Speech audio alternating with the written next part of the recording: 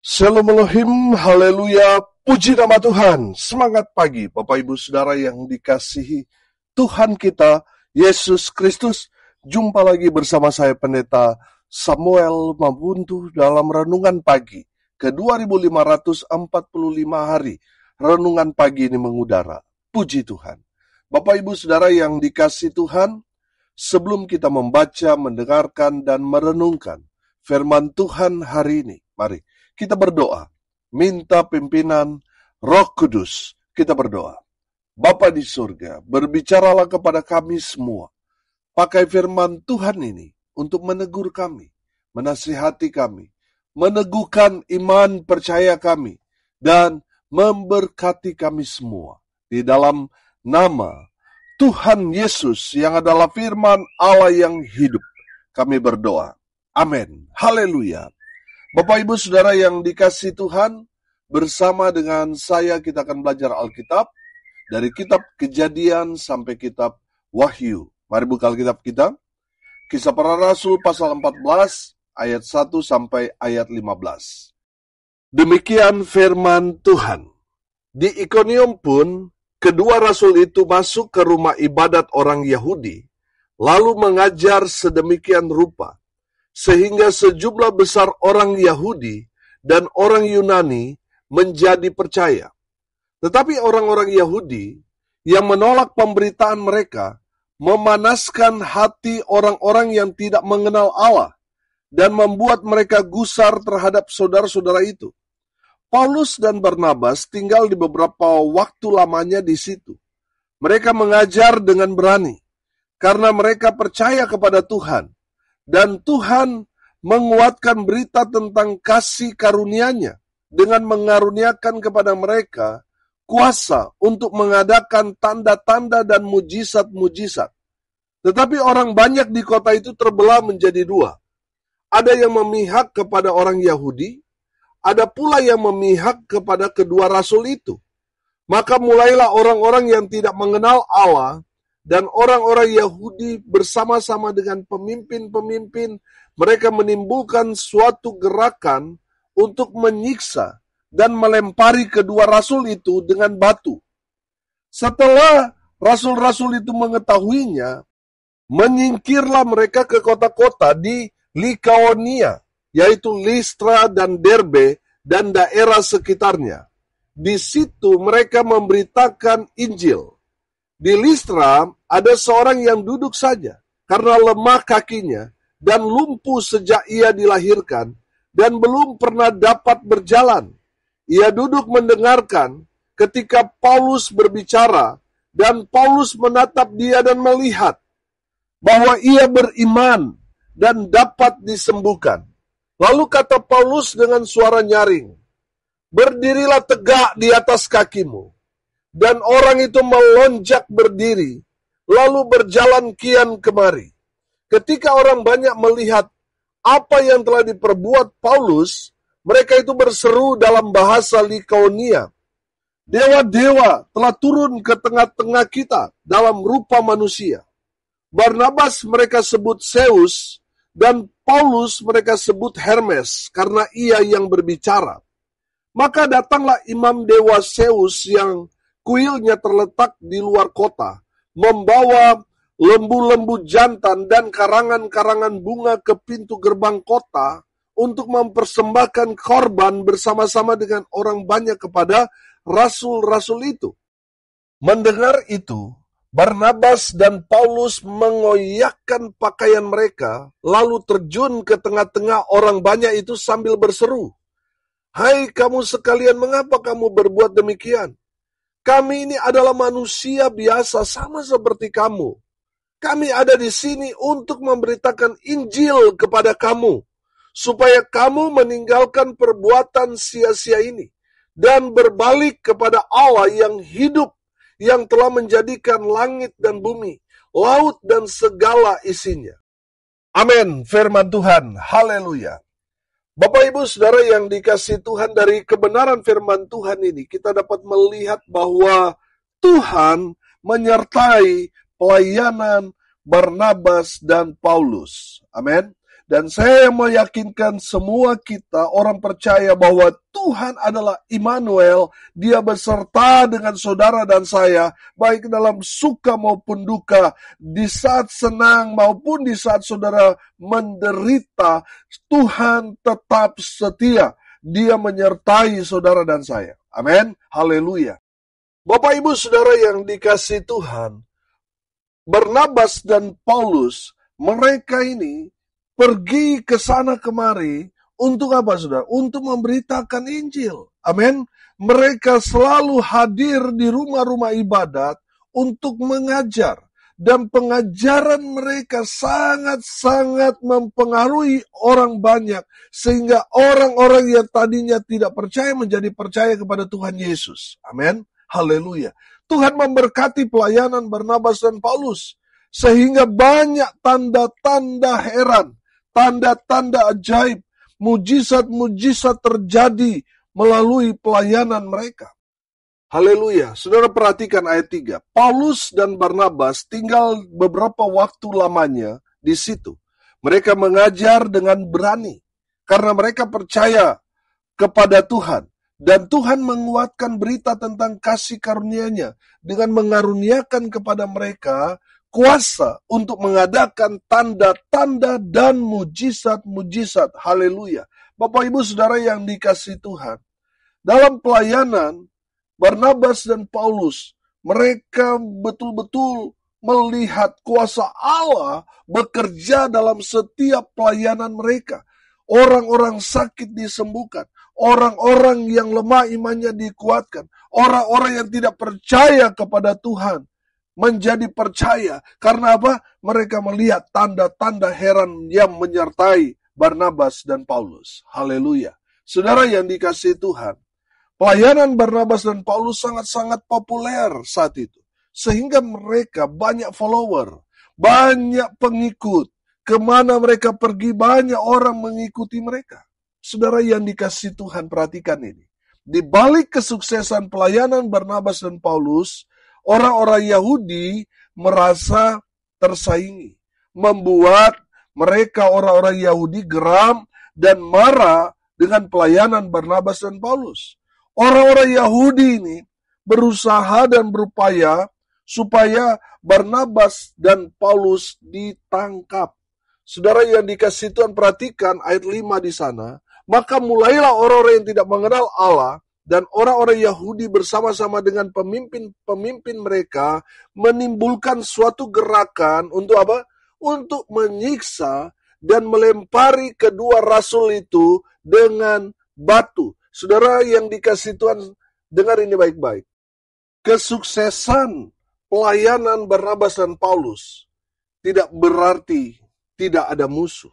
Tidak berarti semua orang senang dengan pelayanan mereka. Sudah perhatikan, orang-orang Yahudi, orang-orang yang jelas beragama. Tapi sudah perhatikan, mereka merencanakan kejahatan kepada Barnabas dan Paulus. Mereka merencanakan satu hal yang jahat.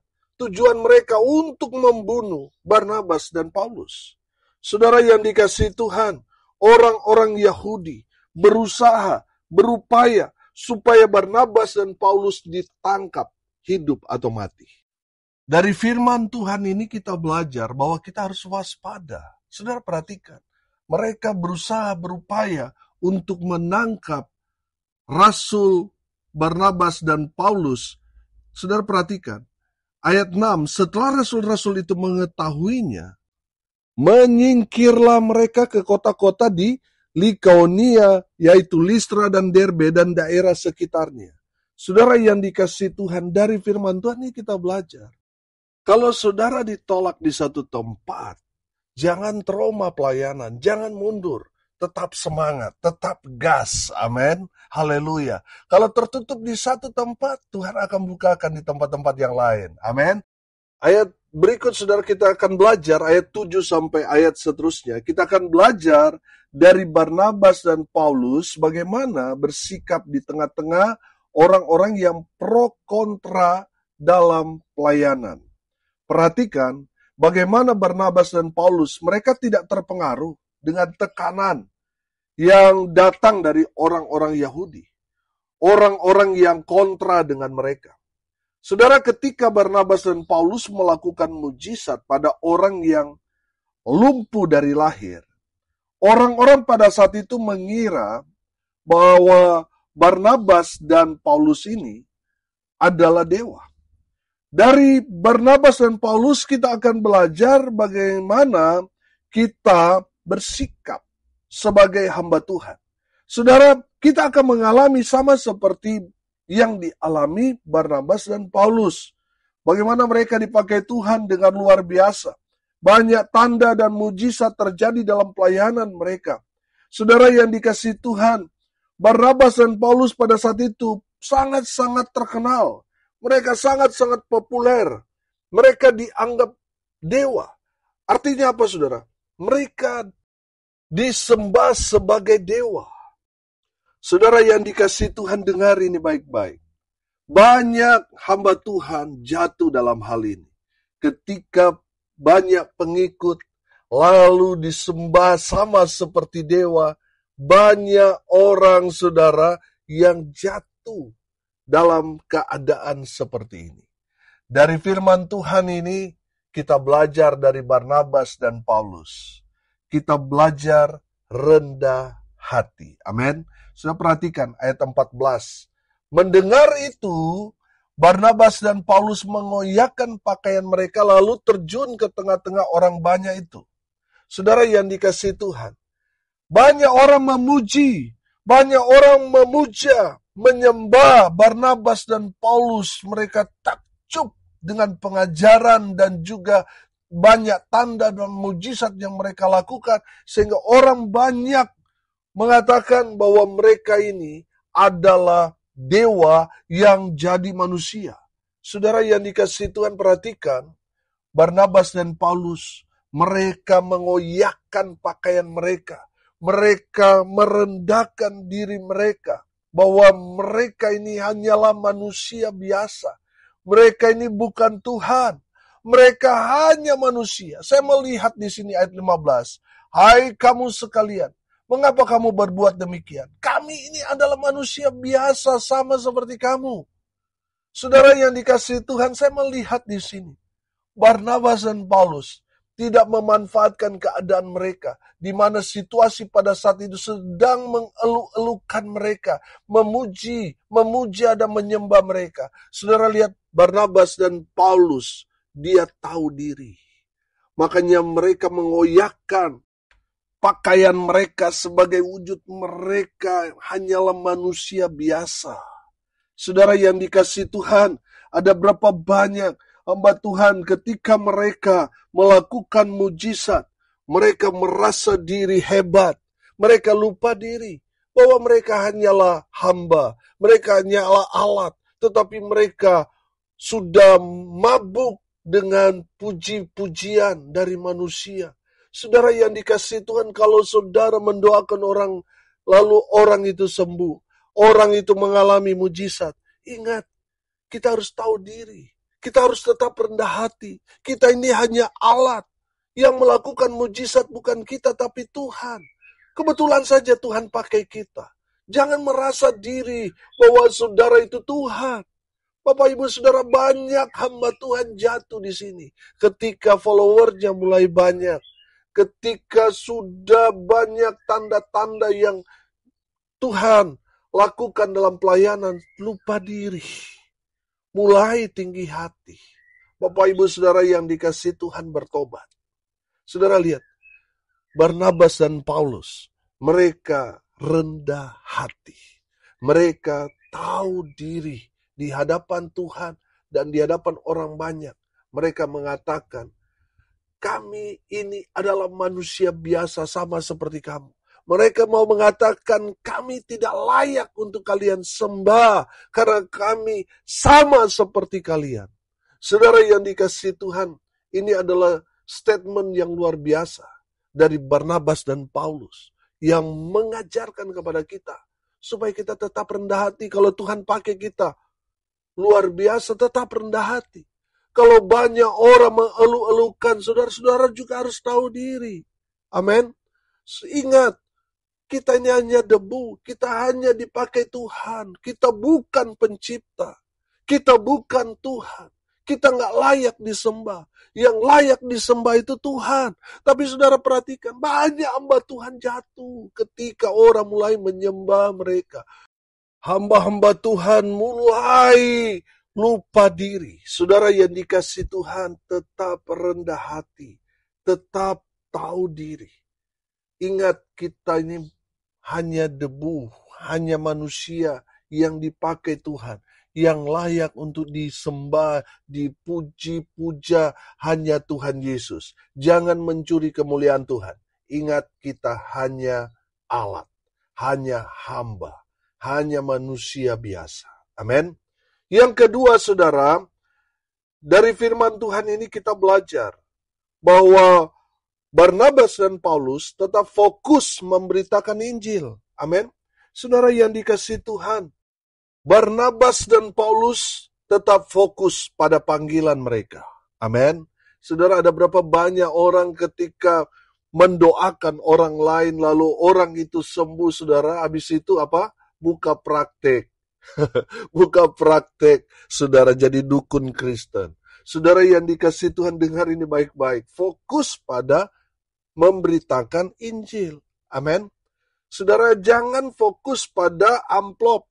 Jangan fokus pada orang. Saudara lihat, walaupun mereka ditolak, ada juga yang menerima mereka. Ditolak lagi, dicari untuk dibunuh. Saudara, Barnabas dan Paulus tidak berubah fokus. Mereka tetap fokus pada panggilan mereka, yaitu memberitakan Injil. Amin. Saudara yang dikasihi Tuhan, mungkin ada banyak sekali penganiayaan, penderitaan yang saudara alami. Saudara, tetaplah fokus pada Tuhan. Amin. Tetaplah fokus pada panggilanmu. Dan saya mau bilang, saudara, kita semua dipanggil untuk memberitakan Injil. Amin. Makanya saya bilang, saudara, kepada jemaat, saudara dan saya terlahir untuk menjadi misionaris. Menjadi orang yang memberitakan Injil dimanapun kita berada. Amin. Bapak Ibu Saudara yang dikasihi Tuhan, tetap fokus pada panggilan saudara. Memberitakan Injil Kerajaan Allah. Yang ketiga, dari kebenaran firman Tuhan ini kita belajar dari Barnabas dan Paulus. Mereka tetap semangat walaupun mereka sepertinya dijadikan buronan oleh orang-orang Yahudi yang memberikan satu penyataan bahwa mereka harus ditangkap, mereka harus dilempar batu, dirajam sampai mati.